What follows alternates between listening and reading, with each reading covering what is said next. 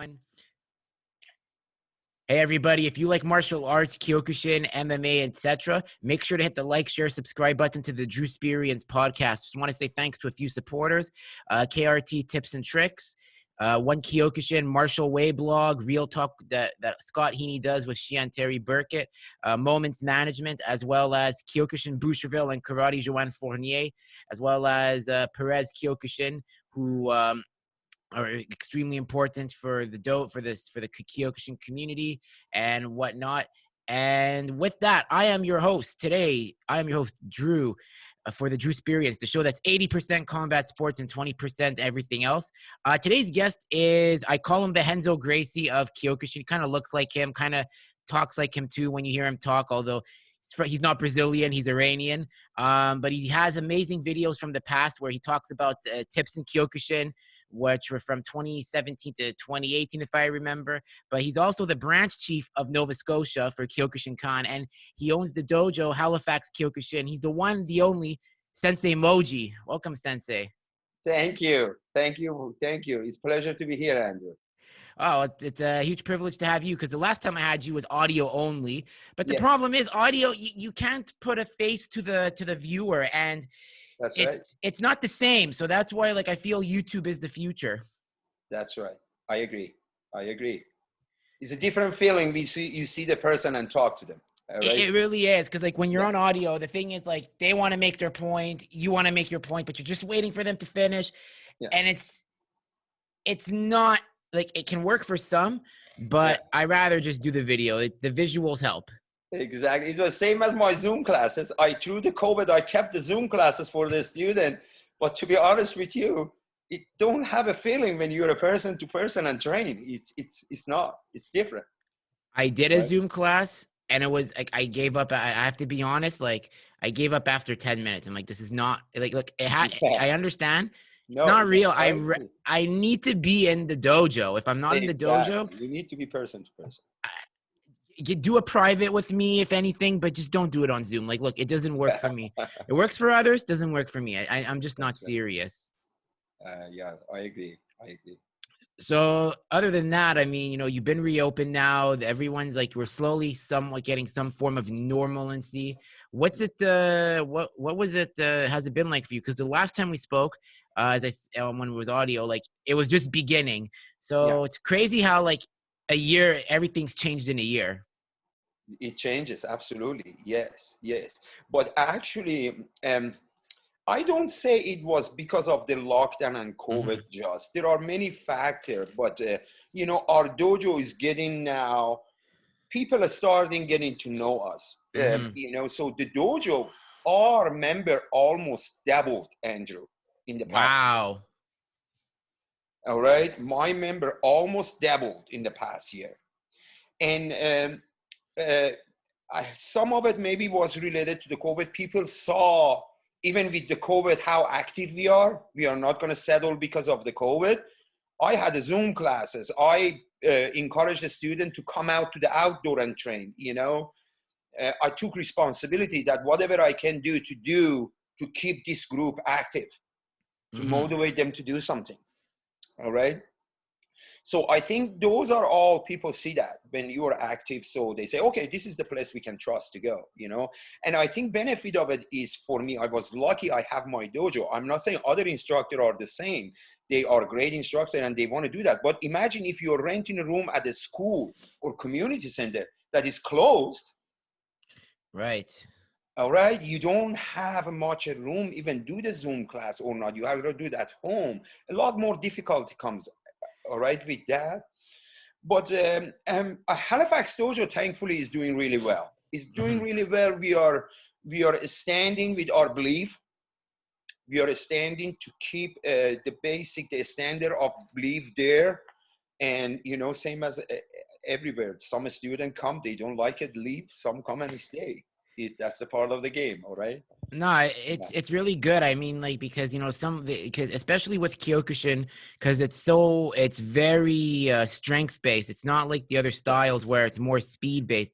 So Yeah. you are going to work a sweat, like whether it's on Zoom, whether it's outdoors. Were you doing even outdoor classes in the winter too, or was it more in the spring? No, more spring. Winter, we didn't do outdoor class. No, it's difficult to do that. Winter or rainy day, we cancel it. Yeah. It is No, difficult. Kyokushin, Yeah. absolutely, I agree. Kyokushin is a strong. Kyokushin is not for everyone. Do Hmm. you know what I mean? Even in the, Kyokushin is not for everyone. But how I gotta say it, Kyokushin can be for everyone. Right. It's all those people, what is their feeling? Some people stop coming because of the work related, or maybe too much of a hard physical activity. I see that too for them too. You know Hmm. what I mean? One time I remember, this is what the student told me in the class. He said, man, your class more is like a fit class than karate class. And I said, why? You gotta have that if you want to be a martial artist. You gotta be a fit and handle things if you want to be a martial artist. You Hmm. know, if you bring up that physical endurance and capability, again, I don't think you can be as successful in the martial arts. Actually, main part of it is that for Kyokushin especially, because it's a full contact. Yep. All right. And benefit of that, again, I believe that contact is necessary and that heart is necessary, because that's where really mental strength comes to the game. When mentally you get strong, when you become confident, when you build the confidence, because you have gone through this hard time, you have gone through this hard training, all right? The one thing is a little bit sometimes questioning for me. I try to educate some people and tell them, they say, oh, I like martial arts for the mental and spiritual part of it. Hmm. Where that comes from? Comes from the The physical per spiritual and se. mental part is not going to come from relaxing and not training hard. Exactly. Spiritual and mental come when you suffer, all right? When you train hard.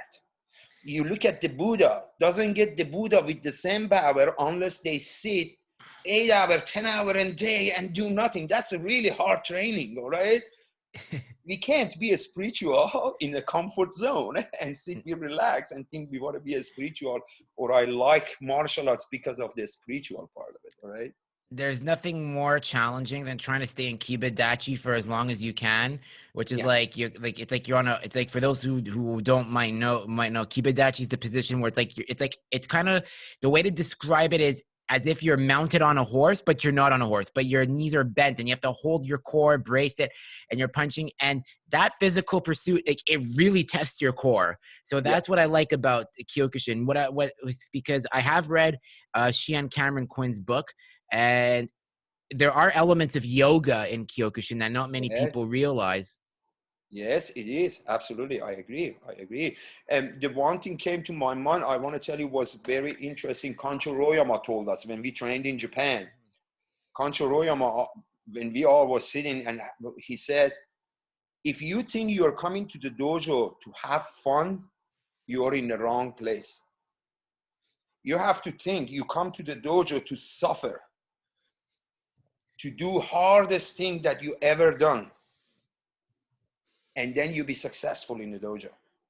Dojo is a place to cry. Dojo is a place to sweat, to go drain out, go to the bottom. But then out of the dojo, in the reality, when those things come, you laugh, you're comfortable. It's All very right? true. It's so true. Very Like true. it, and it's like, and not only in the dojo, it sharpens you for outside because, I mean, I'm gonna quote like one Shihan that I've spoken with, Shihan Pierre Cataford, and he said, and like the one thing he says is like, he's like, you have, when you're in Japan, he says like he's like the Japanese philosophies, you have to push yourself in the dojo, and then when you push yourself in the dojo, that helps you push yourself outside in your other pursuits. Absolutely. Absolutely. I agree with that, Andrew. That has come a lot of time in my life with me. At work, I have an employee. I have above, and now I was sometime up to 8 employee. I have Mhm. 5 employee now. I could see the younger generation, how quick they gave up as soon as they hit a little bit of hard challenging time. All right. But then I go and I say, no, keep going. We got to get it done. They're like, oh man, what you thought this is? And I'm like, if you're thinking about your problem, you just make a problem bigger in your head. Don't think about the problem. Don't think how hard it is. Think about how I'm going to get this done. Look the way how to get this done, then look and think, what is the problem? I All love right? that. It's All so right. true. If you want to look at the problem or how hard it is, of course, that's in your head. You just make it, you're already putting a limit for yourself. Exactly. It's so true. Like, for example, like the one thing now with the younger generation is like, for example, a lot of them, they have a lot of debt coming out of school and that's a problem for them. But how training can help them in Kyokushin, it's like, okay, I push myself in the dojo. What can I do in this situation? How can I solve my student Yes. loan or like any consumer debt? So what they would do is like, you know what, maybe I should save more money. I'm pushing myself in the dojo. I can push myself to save more, just a little bit more, that 1% more. And that's where I believe the Japanese approach, Kaizen, comes in, always pushing for 1% more until like you reach that. You'll never reach that point of perfection, but Kaizen helps you push and push bit by bit, whether it's through kata training, kumite, belt testing. And I think that's where like, I always believe it's very subjective, but I believe if you're a parent and you have a kid and you want them to get into martial arts, put them in Kyokushin. I understand Taekwondo, but if you really want to build that mental toughness, That's have it. them do Kyokushin and maybe it. wrestling. Kyokushin and wrestling, I would say. I agree. Kyokushin is the, definitely builds the confidence. 100%. I believe that. If you look at it, even in the combat, Andrew, in the reality, people a lot of time, they don't realize that they have ability, they have power, but just never been in the situation to train it or use it, they get freeze. If someone that has been in a contact, this happened even, we had a person came to our dojo, I'm not going to call what is style or whatever, but this person was a 2nd degree black belt from another style. When he come to our dojo, he trained, he really loved the training, and then we wanted the sparring. I asked him, maybe you should stay out and watch. He said, no, can I do the sparring? And I'm like, you know what, watch first and then see how it is, and then if you want to do it, do it. But he was insisting, that's why he came. He wanted to try the sparring. And I said, okay, fair enough, come and try the sparring. So Andrew, I put this person to train, to spar first with one of our blue belt. Okay. To get him a little bit, not my black belt or any higher rank. Froze right away. He was getting hit, bang, bang, bang. And then he started attacking for the face with the punch. And I said, no, that's a rule. You can't hit with it. We can do that if that's a rule. But because it wasn't his problem, he was getting nervous. He saw he can't do anything. He's bang, bang, getting hit. He wasn't hitting at all the body. And I was keep encouraging him, listen, just relax and hit. But he never used to do it, all right? He couldn't handle the heat. Mm-hmm. He had all the ability, I believe. He was a great karateka, nothing wrong with that. And he had the ability. But he never, because hit or get hit, he didn't know what to do. All right? It was a problem for him. So I have one of my instructors, Sensei Marc-Andre Luzier. Sensei Marc-Andre, he is my 4th dan now. He's a 4th degree black belt. He came to Kyokushin with 2nd degree black belt in Shotokan. He started from white belt. This guy is amazing. He trains hard right now still and help me with the teaching.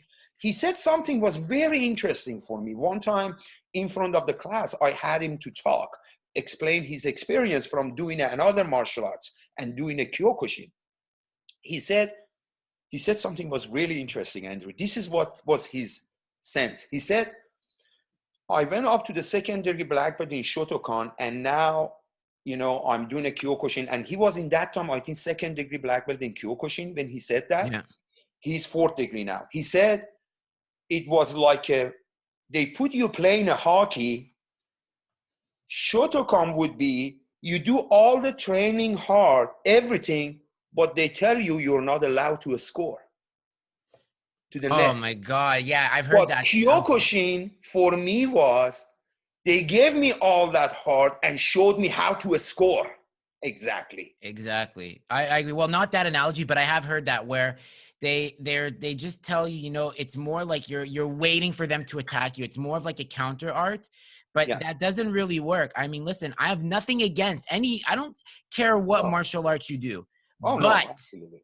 but the problem that I have is when the other styles do start to talk bad about Kyokushin, and now it's less, but I agree with you there and Sensei Marc-Andre, because it's a different philosophy. And then when you come to Kyokushin, it's like, you just, as you said, your blue belt was giving problems to that other guy. And that goes to Yeah. show even an orange belt, because they have that basic fundamental. That's what I think is so important. Yeah.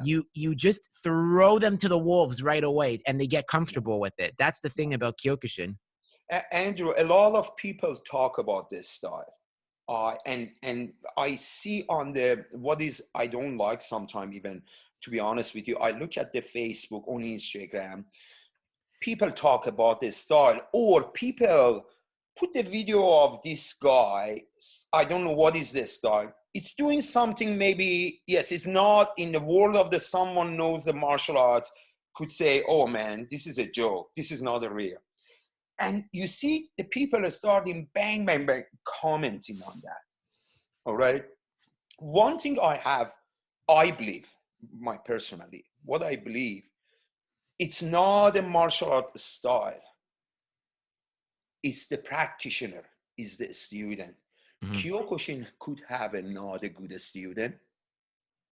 Not all of the Kyokushin are a fighter or are a full heart Kyokushin trainer. Not all of the Taekwondo are all Taekwondo heart trainer, and not all of the karate, you know, not all of the Kung Fu. Is the practitioner, is the person, is not a style. A style doesn't make who we are. We Mhm. make what a style it is. Right. If I am a Kyokushin guy, I can be the best. I can be the heart, represent the Kyokushin, be the Kyokushin. Kyokushin doesn't make me, you know what I mean? If I can explain it right, is the practitioner. It's that belief and mental set that the student has and being taught that this is your way of the success and put into it. You know what I mean? Mhm. It's not about the people put the comment about some of the martial arts. Oh, these guys are a joke. This is monkey. I want to see what this guy does to me. I never comment on those, and I don't think it's fair to do that.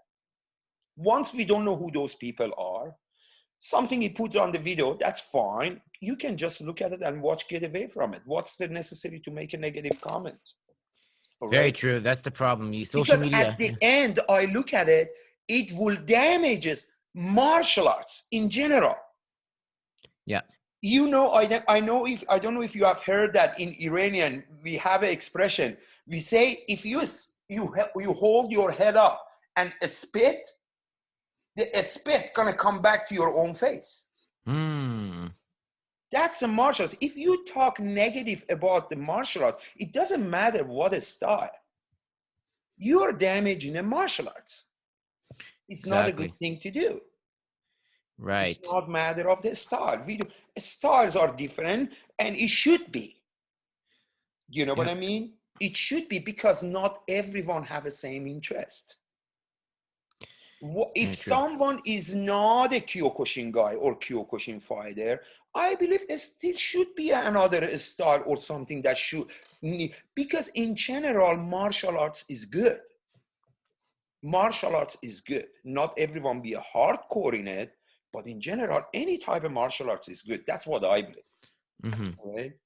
So that's why I agree with you. It's not about this style. We don't care about this style. We don't talk about this. It's the person who trains. That person represents himself first, and then who is his sensei, who is his organization, who is his style, or whatever it is. All right. Yeah. And what I liked about one video you posted, like you said, like, but this was like with Kyokushin, you said and like, I remember it, like, I'm going to paraphrase, but you Yeah. said there's a lot of like negative talk going on about organizations and who's this, and you're like, it's got to stop. And I definitely agree with you, Yeah. because it's just ruining our art, you know, it's Yeah, you said, like the Iranian saying, they spit up in the air and they're putting the spit comes on their face. It's like I don't care if you're in Kyokushin-kan, I don't care if you're in Aikido, I don't care if yeah, you're in Shin, I don't care if you're in IFK or in Nakamura. Like at the end of the day, we're all doing it. Like, exactly. and that's what's got to realize. Like, and I think that's what I like about Kyokushin-kan, like your Yeah, organization, like you, Shihan Hamid, Shihan Tom Callahan, like you guys are just so welcoming to everybody. It's like, where does that philosophy come from? Is that Royama's doctrine that he wants to expand Kyokushin for everybody? yeah. This is what we Kyokushin-kan, from the time I Mm-hmm. was in Japan and I came here. It is open. You know, the KWU, when it started that to bring all this organization together. You know, the start of it was Kancho Royama. Mm. Kancho Royama who set it up.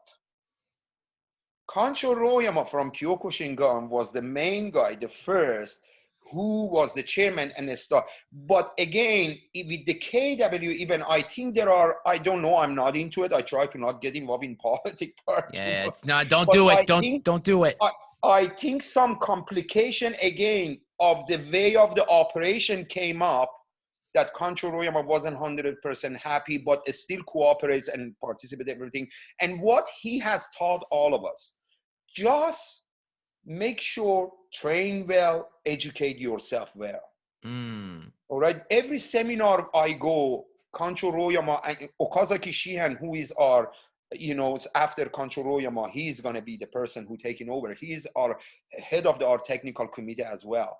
He always says, you know, it is you guys' job. When we have an international seminar instructor, all the instructors are there. They say, you have to train yourself. You have to educate yourself and then go back, transfer this to your students. Mm. All right? Be open to everything. There is no one explanation for technique. One technique of a karate could have a 20 different way of the explanation. None of them are wrong. All of them are good. You have to be open-minded, just learn all of them. Don't focus on only, Kyokushin says doing it this way, that is this way. Or Shin Kyokushin say this way is this way. Or Shotokan say Bunkai is this way. No, they all are great. The good is to learn it all.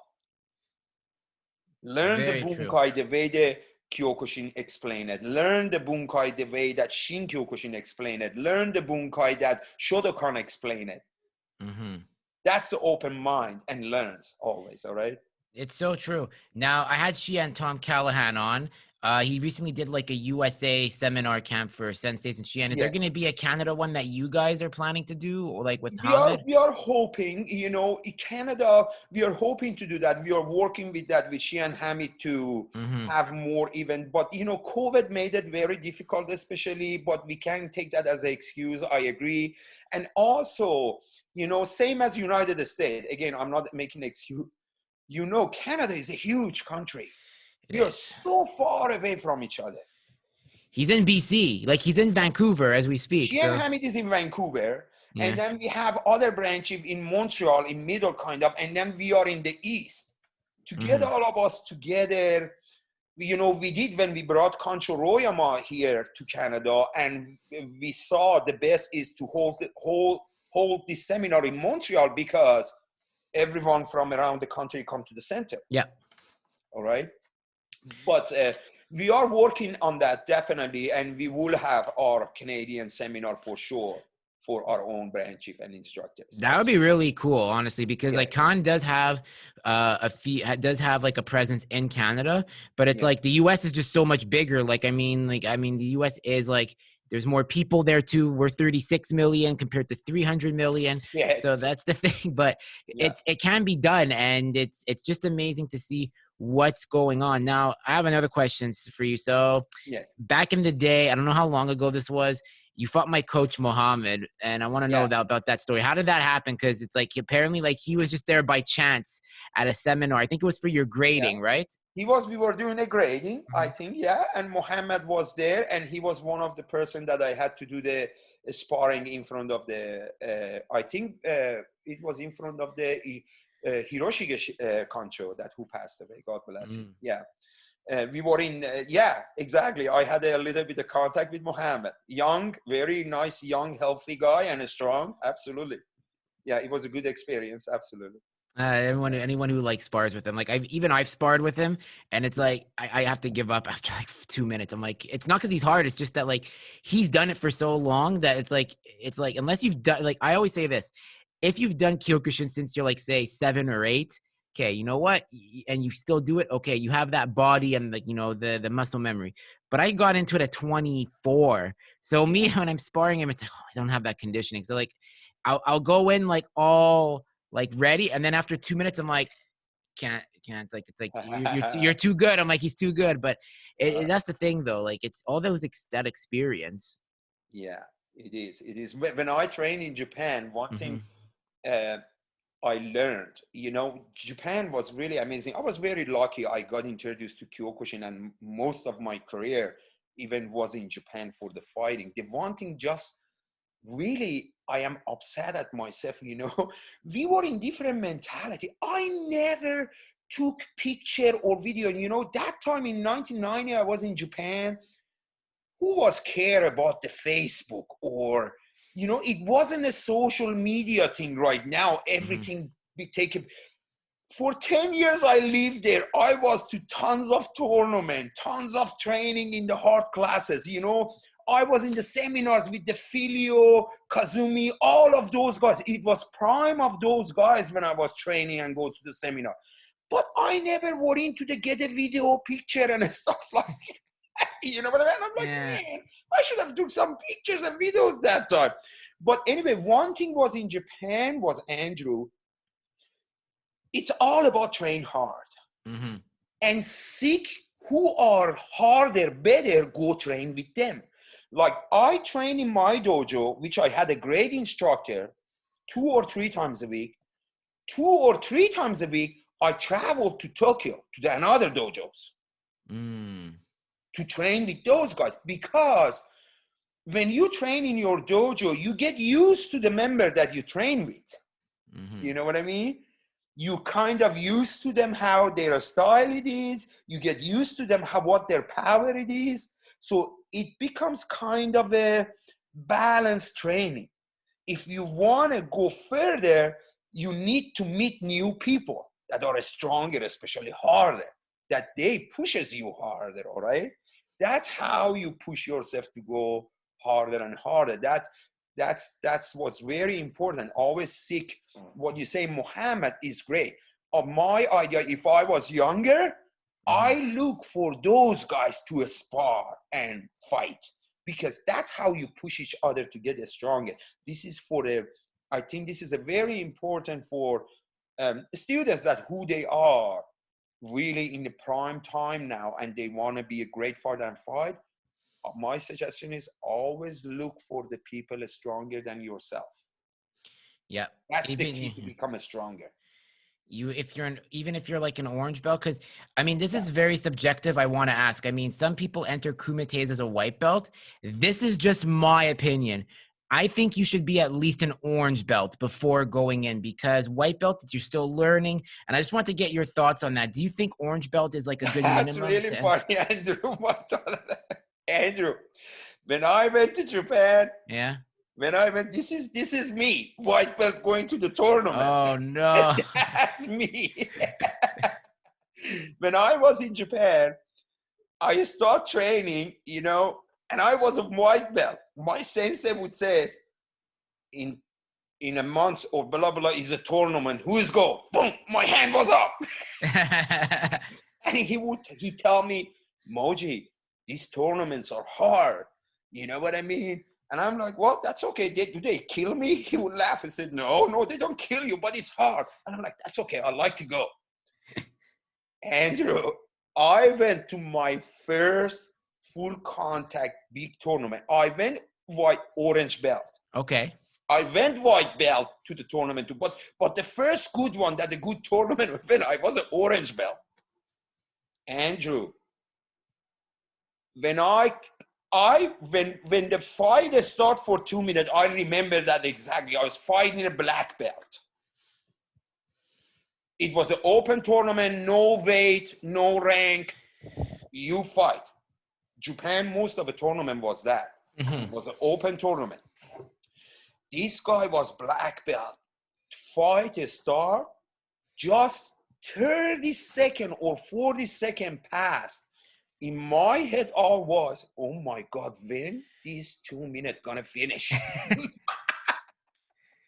It's like it feels forever. You're just Oh, in there. and I'm like, I just gotta hold it up. And I was young and I had a passion for it. First round, we got tied. And I'm like, no, please make him a winner. I'm like, no, no extension. First round got tied. We went to the second round. Of course I lost. I should lost, you know what I mean? But this is the funny thing.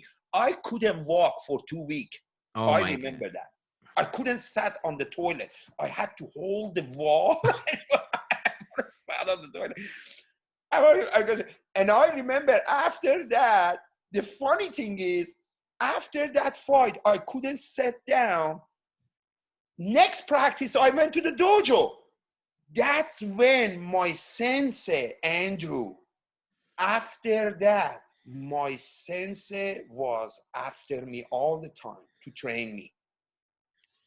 Japanese, in Japan, when you train, Japanese, they don't come and teach you. They don't.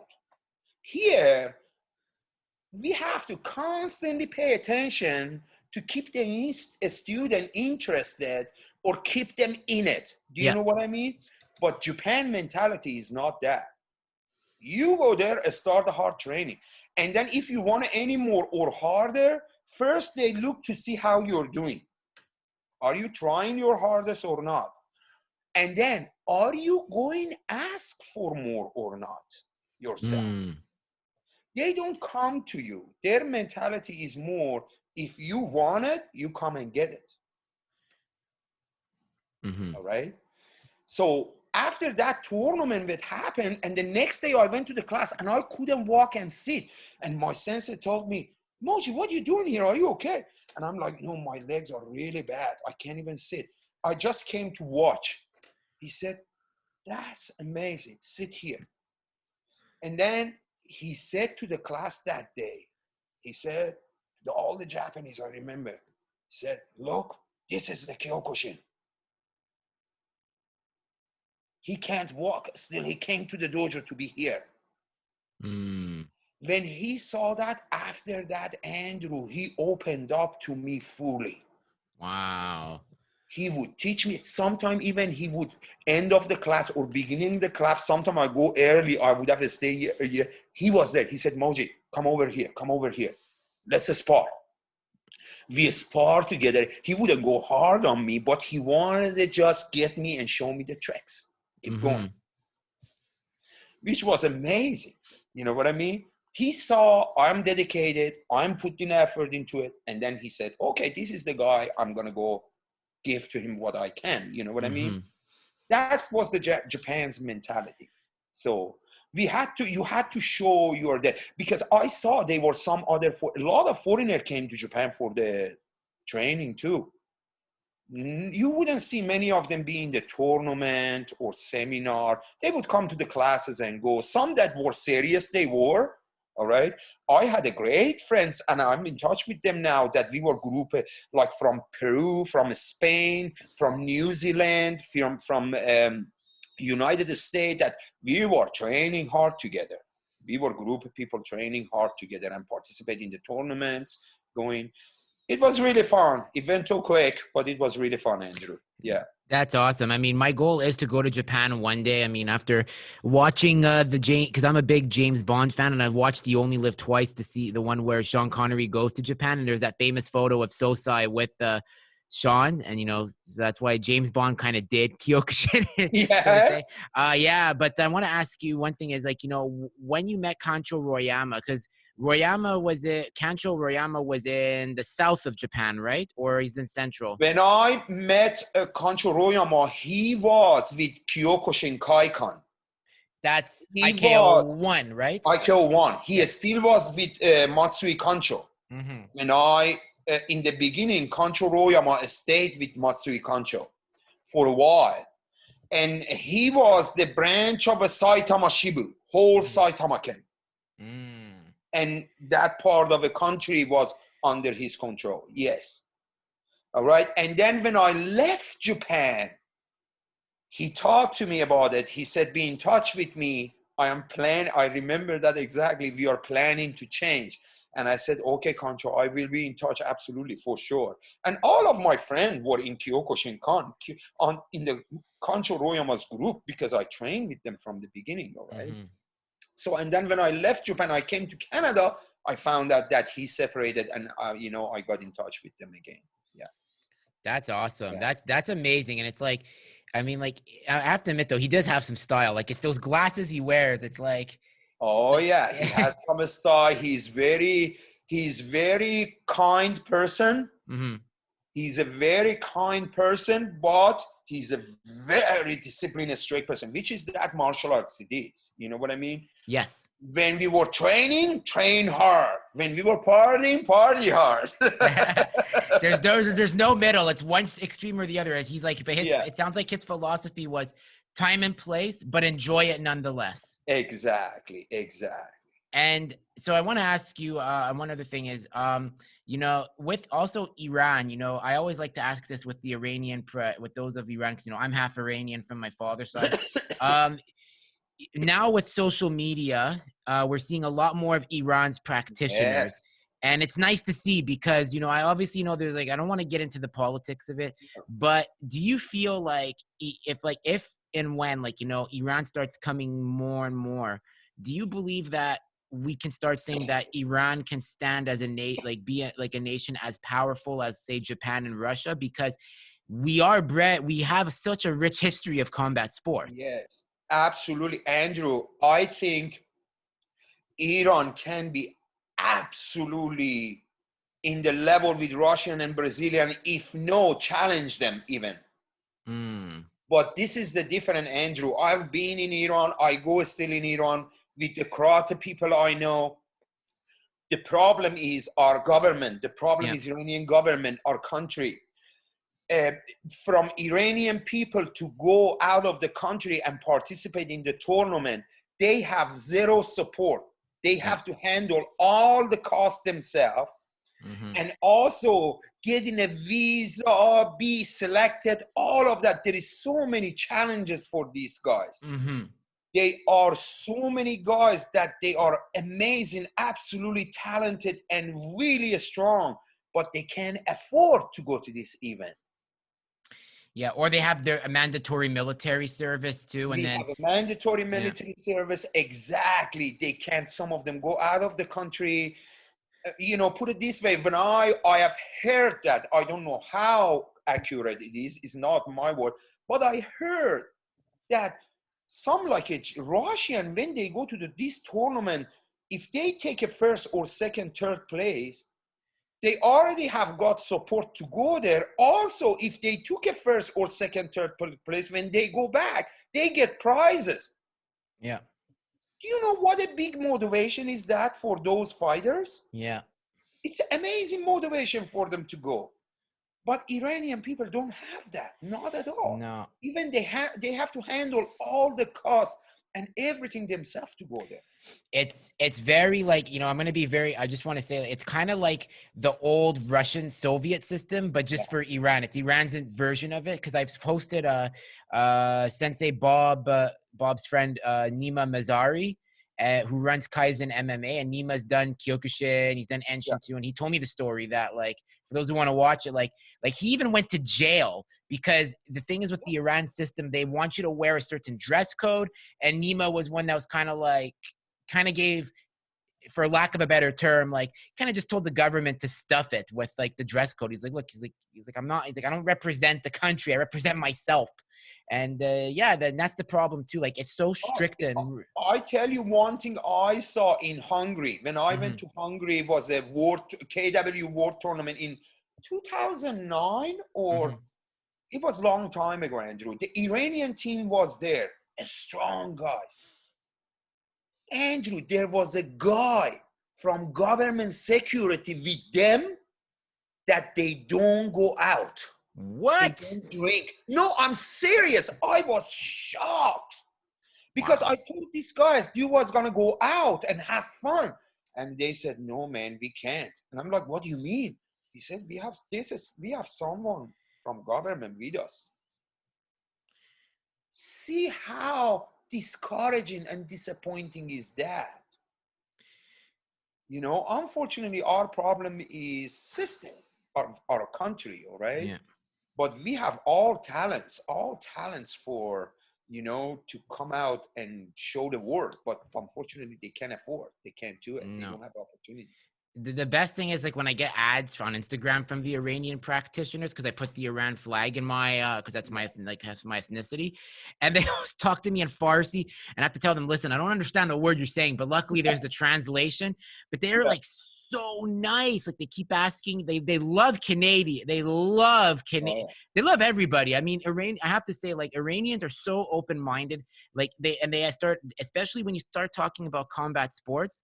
They start telling you, we have this champion, and I've never heard of them, but I always tell them it would be amazing if they can come on the world stage. And then they start saying, yeah, but as you were saying, all the issues that are going to come about. But soon, I have a feeling, you know, I always hold hope that change is inevitable. I hope it is. I think it is. It is. Me too. You know, the government is realizing, you know, I follow the situation in Iran. They have a really hard time and they are realizing that they have to change. Yeah. Because younger generation is going to push, is different. You know what I mean? 40 years ago, revolution happened. The country got ruined with this, you know, government we have came up and they went by the ideology to run the country is not going to work. And I hope they are realizing it after 40 years. The situation is really bad there, Andrew, now. It is. And I'm hoping to change. I hope it does too. Like, because I think they kind of realize from their parents, you know what, maybe the Shah wasn't so bad. He was a dictator nonetheless, but, you know, he was kind of like a moderate, whereas like he let people do what they want. Like I've seen photos of what Tehran was like in the 60s when my dad lived there. It was a beautiful country. But then, you know, obviously 1978 happened. You know, as I said, I'm not a political expert, so I don't want to get too involved with that. But I do believe change is going to happen. And I think what they want, and I believe, you know, every Iranian I speak with, they don't agree with anything that government does. Like they want relations with the West. They want to travel freely. They want to have like, you know, cooperation. And that's what's amazing. Like they're so educated. Some of the best minds come out of Iran and no one talks about it. No. And Andrew, you know, they don't realize that. Iranian government doesn't realize how damaging is for country with all of our brain are leaving the country. You know what I mean? Some of the best all doctors. Of our brain are leaving the country. That's the most damage, I think, to the country. Yeah. That all these brain people, because they are not treated well, they don't see the future, they leave. If you look at it, I look at the video is on the YouTube. It's shocking when you look at this high-level guy in the United States, head of the Google, head of the blah, blah surgery, head of the NASA, they all are Iranian. Why these people didn't have a chance to serve their own country? It's because of our system. It's very restrictive. I mean, it wasn't, it's very restrictive. And that's why, like, I'm very, like, you know, that's why, like, when eventually when I come back to compete, like, what I want to do is get, like, an Iranian flag, but not the one of the current regime, but, like, of the one that was the provisional government that was from, not the Shah's one, but the plain one that was, like, in that little period. Because at least that was kind of, like, of a neutral, like, look, it's, like, we're not like a theocracy here. It's like it's a country. We're modern. So that's the flag I want to get. And beautiful history, though. I mean, like, think of all the wrestlers, all the great minds you say. Like, it's just they strive for greatness. But other than that, because it's a martial arts show, I want to ask you, what do you think? What do you hope 2021, the rest of 2021? How do you hope the rest of 2020? Struggling here. It's Sunday. Sorry. How do you hope? How do you hope the rest of 2021 goes, and then 2022? What's the focus for you as a branch chief in Nova Scotia? And then what do you hope happens for Kyokushin-kan and your dojo in general? I think for now, with the situation in the world, the first thing for me, the first thing that I think is the big fact for our rest of it 2021 or 2022 is we get the world back in a safe zone. There's no worry about the COVID or big contact with someone. Will be to this situation get under control. That's the first thing. Once that gets under control, you know, I hope to be a great year for all of the martial artists. And I'm looking forward for the you know, big improvement for Kyokushin-kan here in Canada, for our Kyokushin-kan Canada members. You know, I spoke with Shihan Hamid. You know, Shihan Hamid is our representative for North American Kyokushin-kan and Canadian Kyokushin-kan. And you know, I am his secretary. I am his secretary, and I'm branch chief of the Nova Scotia. So we talk once in a while, and we talk about these things, how we can do what we can do. Our biggest challenge, you know, was the distance, and how to organize the time and fight with the distance. We have to get everyone together. But then COVID happened. We were thinking about even set up a seminar. We bring from Japan people here, you know, because we are both. Shihan Hamid has been in Japan too, and I have been. We have talked to the few people we know into Japan to bring them here, but COVID happened. You know what I mean? Now, for 2022, I wish, I know there are few seminars that with all other branch chiefs are hosting in other countries. Like, you know, we are going to have a seminar in Costa Rica, in Switzerland, in India. I have seen all the notes. These are all 2022 Kyokushin-kan international seminars that are going to happen. Few of them. So I hope that everything goes well for those, and also we can plan Kyokushin-kan Canada event. And we were thinking with Shihan Hamid even make it a yearly, every year plan that we do it every year. That's amazing. And with your background and Shihan Hamid's background in management, because that man, like when I spoke with him, very, very structured and systematic, but he's very efficient. Like the way when I talked to him, like when I got from him was very soft spoken too, like a very gentleman. But I could tell that like the plan, I could see why he's leading Canada and North America because of all the structures he has. He's a great leader, Andrew. I don't say that he's because he's Iranian and I know him. Actually, you know, the one thing I like with him, we both Iranian, but his leadership is so nice and fair. He even sometimes goes to correct me right away, tells me, don't say that, don't do it that way, do it this way. And I say, oh, Shihan, okay, I got it. Do you know what I mean? Because he's really fair.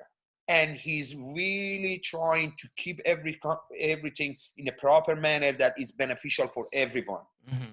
I think we got a great leader here in our country for Canada. And do you know what? Not just him, all of our branch, all of our group, we have a really good group, Andrew. There is no politic talk in us now. It used to be in the past because someone was constantly into that. But now we don't have that. There is no politic talk between us. Once in a while, we don't have anything to say to each other because everybody doing their job, unless they have a question or something is going on, they want to talk. You know, I think there is a great future for Kyokushin-kan Canada. Is a great future for Kyokushin-kan Canada, and we are with the everyone member we have now, we can put our power together and make it greater. I think it's amazing, and that's amazing. So, and I guess we'll end it there because end it on a high note with the expansion of Khan and the rest of North America and worldwide. Sensei Moji, where can people find you on social media if they ever want to connect? Our Instagram is HFXdojo. It's a Halifax Karate Dojo. We are on Instagram. Our Facebook is again a Nova Scotia Kyokushin-kan is our Facebook, or Halifax Dojo again our Facebook. And also our website, just Halifax Dojo or Kyokushin-kan, Nova Scotia.